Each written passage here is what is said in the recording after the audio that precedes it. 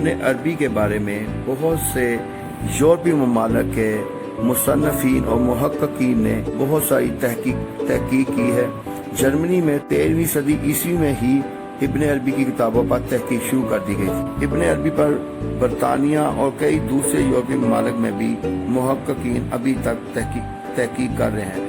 گزشتہ 60-70 برسوں میں یورپ میں ابن عربی پر بہت زیادہ کام کیا گیا ہے۔ ان میں ہنری کاربن، آسین پلاسیوس، اے عفیفی، کلاڈیس، RWJ آسٹن اور بہت سے دوسرے محققین نے تحقیق کر کے کتابیں لکھی ہیں۔ پاکستان میں بھی 2007 میں ابن عربی فاؤنڈیشن پاکستان کا قیام کیا گیا، جو ابن عربی کی کئی کتابوں کو شائع کر چکے ہیں۔ بہت کم لوگوں کو پتا ہے کہ علامہ اقبال بھی ابن فلسفی کے فلسفے سے بہت زیادہ متاثر ہوئے تھے۔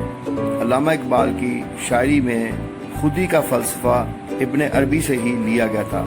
علامہ اقبال نے اپنی PhD کے مقالہ میں بھی ابن عربی کا بڑی تفصیل سے ذکر کیا ہے، اور انہوں نے کئی بار ابن عربی کی کتابوں کو اور ان کے فلسفہ کو دوبارہ پڑھا، اور اس کے اوپر انہوں نے کئی معروف شعر بھی کہے۔